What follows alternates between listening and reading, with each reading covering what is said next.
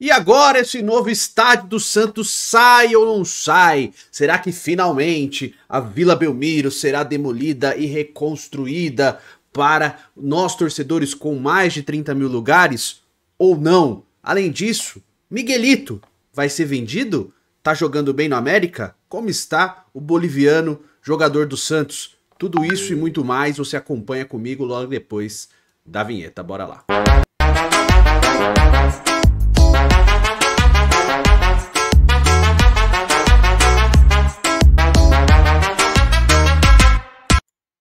Fala seus peixão, beleza? Bem-vindos a mais um vídeo e vamos falar sobre a nova Vila Belmiro, né? O Santos vai enfrentar o Flamengo amanhã na Vila Belmiro, tá certo? Mas nesta segunda-feira, no Salão de Mármore, teve uma reunião, uma audiência pública, né?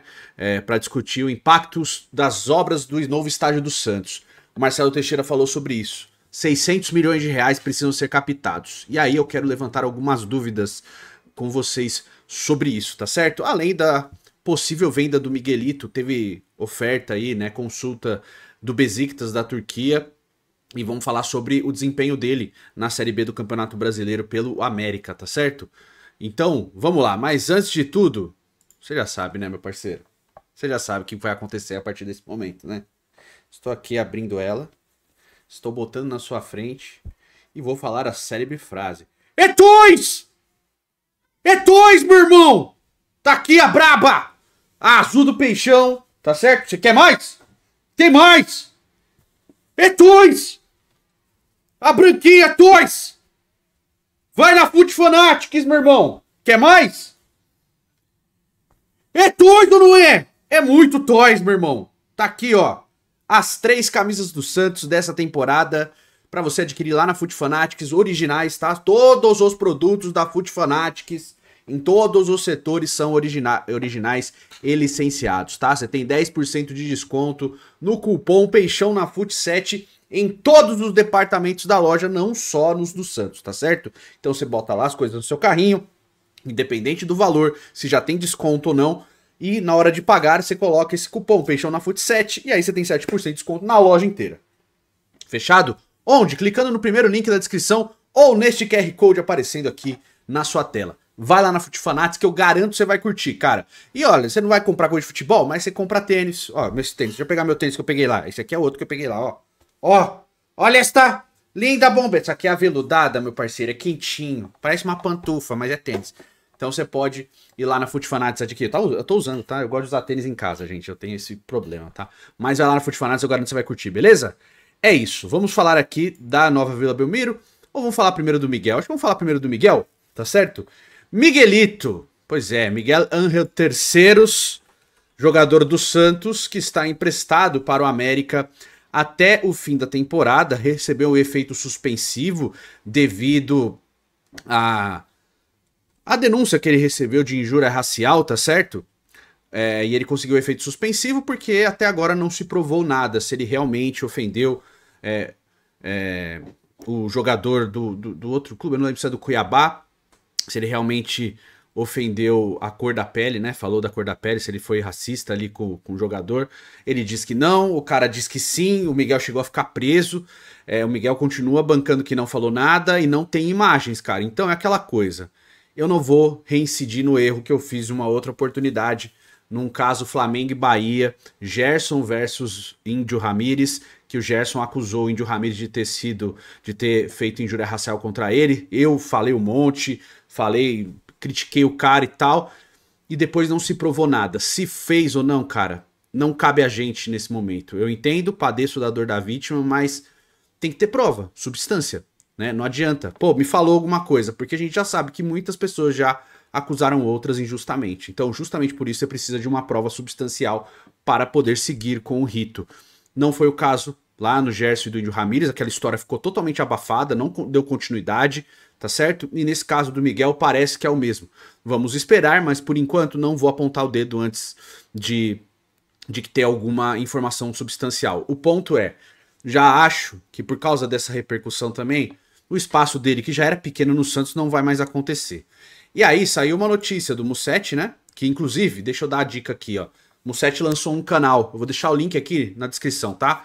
tanto do canal do Mussete quanto da Gabi. Vou deixar o link dos dois canais aqui para você se inscrever. O Mussete lançou um canal, fez uma entrevista com o Gabriel Brazão, então vou sugerir para você ir lá seguir o canal do Mussete, porque afinal é um dos maiores setoristas do Santos aí, se não for o principal, mas é um cara muito querido pelo torcedor e que tem informações de confiança, tá certo? A Gabi, o mesmo caminho, tem um canal também muito legal, inclusive participei de uma live lá com eles recentemente. Foi muito divertido, porque foi do nada, né? Ela falou, entra aí, eu entrei e tal, a gente falou de tudo, até de culinária, mas eu vou deixar recomendado aqui o canal dos dois, tá? Pra você se inscrever e acompanhar, porque além de trazer informação de qualidade pra vocês, eles também são ótimos criadores de conteúdo, tá certo? Tá aí a dica, a recomendação e vamos falar do Miguel, né? Enfim, até o Ricardinho Martins também falou que o Miguelito ele recebeu uma sondagem aí do Beşiktaş da Turquia e que o staff do Miguel tá optando por ele continuar até o fim desse ano no América, completar a temporada antes de poder buscar uma negociação para poder sair do Santos, tá certo? O Beşiktaş acabou de contratar por 25 milhões de euros o principal jogador, né, deles, que é o Kökçü, que estava no Benfica, vai ser o camisa 10, tá? Não tô falando que são os valores próximos do Miguel, só tô falando que o Beşiktaş está com dinheiro agora, contratou seu principal reforço, um torcedor do clube, etc. O Kökçü foi para lá, eles pagaram essa grana. E sondaram a situação do Miguel com o Santos, né? Eu acho que o Santos tem a intenção de vender, não acho que o Santos tenha a intenção de segurar o Miguel por muito tempo, né? E só que, aí vamos falar de desempenho, não acho que o Miguel seja um craque geracional, uma estrela. Sempre quando eu falava do Miguel aqui, muita gente confundiu. Meu ponto do Miguel sempre foi, ele precisa estar em campo, ele precisa jogar. Ele não é pior que esses caras que estão jogando. Ele não é pior que o La Quintana, ele não era pior que o Patati, ele não era pior que o Serginho Maringá, para ser preterido por todos eles. Esse era o ponto. Por quê? Quando eu falava do Miguel era, a gente precisa ver ele em campo para ter uma resposta se ele efetivamente pode ser útil ou ele efetivamente tenha que ser vendido. E o Santos perdeu um ano com isso. E um ano no futebol diz muita coisa, até para potencial venda. O Miguel tem 21 anos. Ano passado ele tinha 20 ainda. E aí você tem um prospecto um pouco melhor para vender o jogador. Por que eu falo isso? Porque ano passado o Beşiktaş não apareceu. Sabe por quê? Porque o Miguel não jogava, ele jogava só na seleção da Bolívia. Agora, mesmo com o América fazendo uma campanha irregular na Série B, o Miguel está indo bem, tá certo? Em 11 partidas com a camisa do América, ele ficou alguns jogos fora, o Miguel tem 3 gols e 4 assistências. São 7 participações diretas em 11 jogos. São números melhores que alguns jogadores que jogaram a Série B do ano passado pelo Santos, não é verdade? Como, por exemplo, o La Quintana, que jogou 17 partidas sem gols ou assistências. Entende o meu ponto? É exatamente por isso. Por isso que a gente queria ele em campo, para dar uma resposta. Como o Santos perdeu aquele ano todo, teve que emprestar o jogador para jogar a Série B. Entende como foi uma perda de tempo? O Santos, com o antigo treinador, fez esse tipo de coisa, esse tipo de escolha.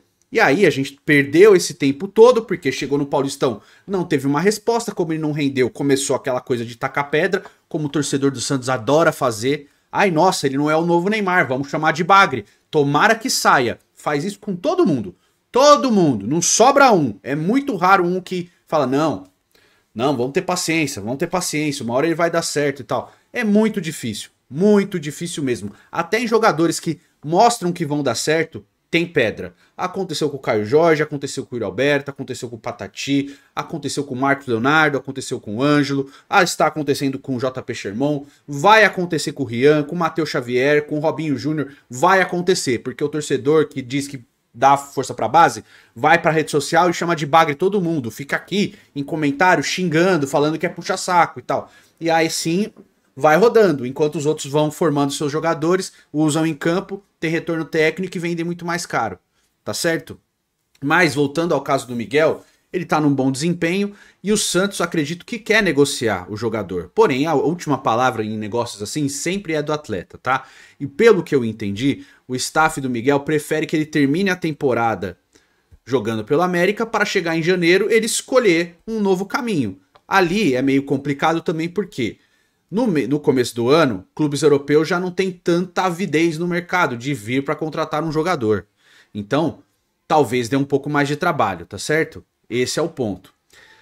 Então, eu acredito que não vai ser vendido, mas eu acho que é uma vontade que o Santos vai plantar ali para que ele aceite uma negociação, tá certo? Além do Besiktas, o Paris FC, que é o primo pobre do PSG, tá? Também da cidade de Paris, que está na primeira divisão, também está monitorando a situação do Miguel. Então, pode chegar que aconteça uma oferta, e acredito que se a oferta for vantajosa para o Santos e para o Miguel financeiramente, eu acredito que mesmo assim, ele querendo terminar a temporada pelo América, ele vai acabar aceitando se transferir, tá certo? Então eu acho que é uma possibilidade, tá? Só quero confirmar a posição do América nesse momento na Série B.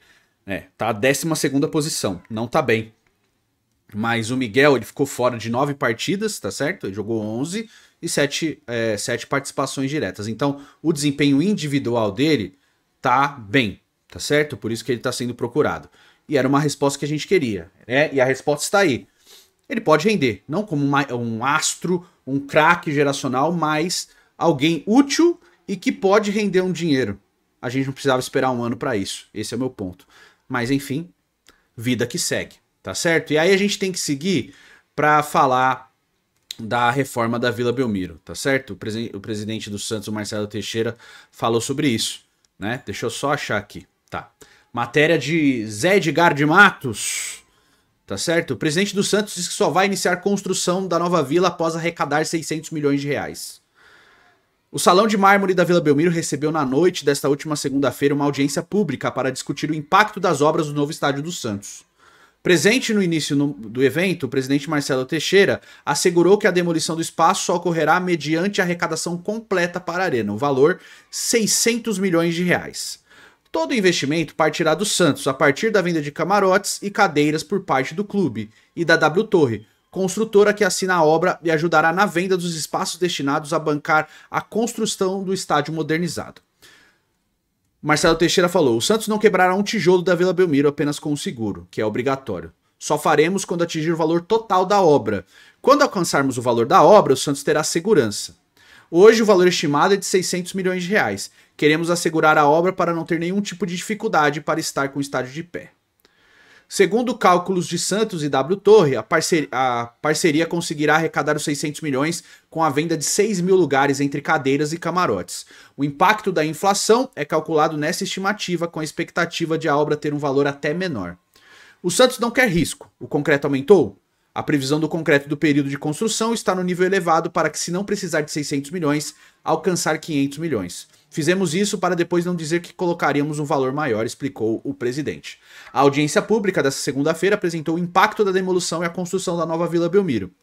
O contrato entre Clube e W Torre está alinhado, inclusive com ajustes realizados na sexta-feira passada. O campo será de grama natural e o clube aguarda a prefeitura para viabilizar o projeto antes de iniciar as vendas. Marcelo Teixeira também disse: temos que terceirizar a venda para o serviço ser bem feito e organizado. E seguiremos acompanhando esse processo com jurídico, engenharia, com a parte que quem cuida do patrimônio e da parte financeira.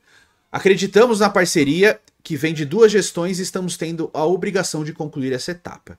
Depende da prefeitura e de quem responderá ao torcedor, que consumirá e terá o interesse de comprar as cadeiras e camarotes para viabilizar o valor da arena. Existem trabalhos paralelos no marketing do Santos e da W Torre de atingir públicos diferentes, como empresas e entidades. Há várias oportunidades para o Santos alcançar o valor, concluiu Marcelo Teixeira. Aí, assim, a única dúvida que eu levanto aqui: tudo bem, você vai arrecadar o valor. Ok, eu acho que é o seguro. Tudo bem, vamos arrecadar o valor. Queremos levantar 600 milhões de reais. E a W Torre vai construir. Tá certo. Mas se você tem 600 milhões de reais para fazer a construção do novo estádio, e você vai fazer a W Torre construir, a W Torre não vai gastar nenhum real, por que o Santos tem que conceder 30 anos de usufruto do estádio para a W Torre? Se a W Torre não vai colocar dinheiro na construção, se é um negócio, o Santos precisa levantar 300 milhões de reais e a outra metade é a W Torre que vai arcar, aí eu até entendo ter esse usufruto por um período longo de tempo.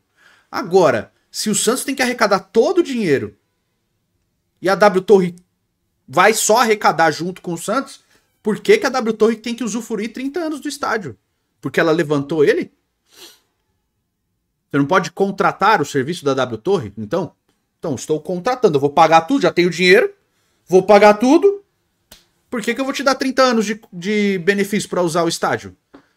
Ou essa história tá mal explicada, porque na minha cabeça, ou eu estou sendo completamente ignorante, e quem tiver esse conhecimento talvez possa me passar, que eu vou ficar muito grato, mas no meu modo de olhar para isso, eu acho muito estranho. Você levanta todo o dinheiro, tem o dinheiro para fazer a construção, e você dá à empresa que vai levantar o estádio, que vai receber esse dinheiro e colocar ele ali, para usufruir 30 anos disso, da imagem e do que o estádio tiver ali. É estranho. Tudo bem que se você contratar uma empresa, você tem que pagar ela, né? Mas, sei lá, pra você fazer uma construção de um estádio de 600 milhões de reais, você vai pagar 600 milhões de reais pra W Torre levantá-lo? Né?